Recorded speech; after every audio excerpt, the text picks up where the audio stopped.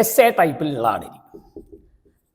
1 കൂട്ടണം 2 കൂട്ടണം 3 കൂട്ടണം 4 അങ്ങനെ 20 വരെ. അതിൽ തന്നെ 1, 3, 5, 7 അത്തരത്തിൽ ഏതെങ്കിലും ഒരു സംഖ്യ, ഒറ്റ സംഖ്യകൾ. 1, 3, 5, 7 ഒറ്റ സംഖ്യയാണിത്.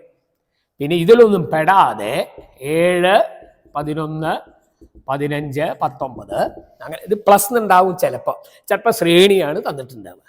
അങ്ങനെ 67 ലാസ്റ്റ്. ഇവയുടെ തുക കാണുക. ഇതും പ്ലസ് എന്ന് പറയുമ്പോൾ തുക കാണുക, ഇതും തുക കാണുക. 3 തരത്തിലുള്ള 1, 2, 3, 4. ആദ്യത്തെ ചോദ്യമാണ് എടുക്കണമെങ്കിൽ എണ്ണൽ സംഖ്യകളുടെ തുക 1, 2, 3, 4 etc. up to 20 are natural numbers. Sum of natural numbers is n into n plus 1 by 2.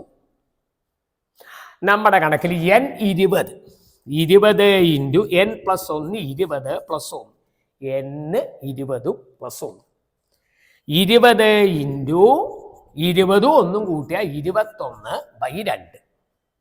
Is it over? 2 20 10 10 2 20 ഗുണിച്ചിട്ട 210. n equal to 20. Formula n into n plus 1 by 2. 20 into 20 plus 1 21 by 2.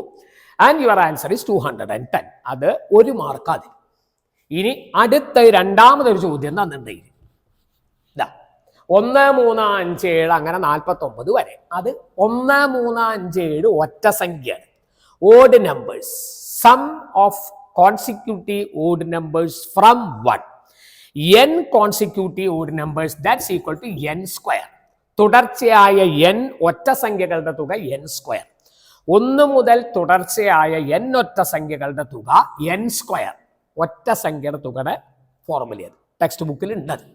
അപ്പം നമ്മളേൽ എണ്ണം എത്രയെന്ന് കാണണം. 1 മുതലാണ് തുടങ്ങുന്നതെങ്കിൽ ആദ്യത്തെയും അവസാനത്തെയും കൂട്ടിയിട്ട് അതിൻ്റെ പകുതി കണ്ടാൽ മതി. ഇരട്ട സംഖ്യയാണെങ്കിൽ ഇങ്ങനെ പറ്റില്ല. 49 അവസാനവും 1 ആദ്യവും കൂട്ടിയിട്ട 50, 50ന്റെ പകുതി 25. ഒറ്റ സംഖ്യയുടെ തുക കാണുമ്പോഴാണ് n സ്ക്വയർ എന്നുള്ള formula.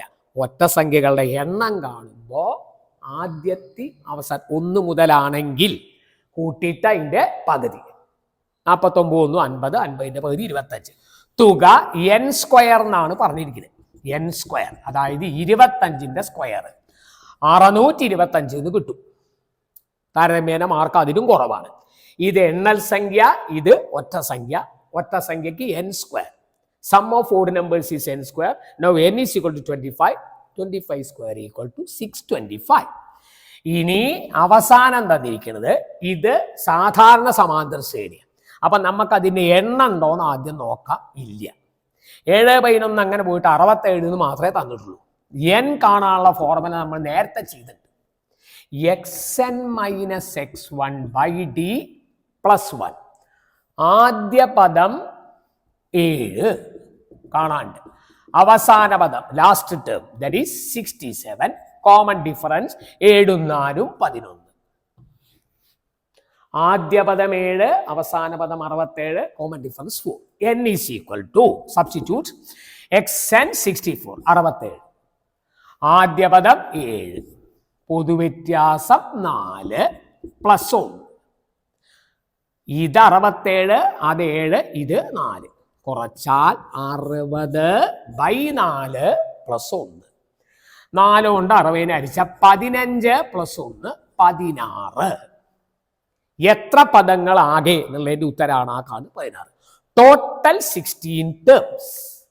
Last term minus first term by common difference plus 1.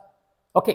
Then തുക നേരത്തെ ചെയ്ത ചോദ്യത്തിൽ ഉണ്ടായിരുന്നു n/2 ഇൻറ്റു ആദ്യ പദം പ്ലസ് അവസാന പദം. നമ്മൾ n 16, ആദ്യ പദം 6, അവസാന പദം 67. ഇത് 7 ആണ് അല്ലേ? 7ഉം 67. 16/2 വേണമെങ്കിൽ 8, 2, 16 എന്ന് എഴുതാം. ഇത് കൂട്ടിയിട്ട 74. 67, 7ഉം 74. ക്ലിയർ അല്ലേ? അതാണ് കുറിച്ച ഉത്തരമായി 592. ഓക്കെ. വഴികൾ മനസ്സിലായോ? ആദ്യ പദം തന്നിട്ടുണ്ട്, അവസാന പദം തന്നിട്ടുണ്ട്. n നമ്മൾ കണ്ടതാണ് ഫോർമുല ഉപയോഗിച്ചിട്ട് 16. 2 ഈ തുകയിലോ അല്ലെങ്കിൽ ഇവിടെയോ ഏതെങ്കിലും ഒന്നിൽ 2 അടിച്ചു പോകും. ഇരട്ട സംഖ്യ വരുന്ന ഉറപ്പാണ്. അതാണ് ആ ഉത്തരം.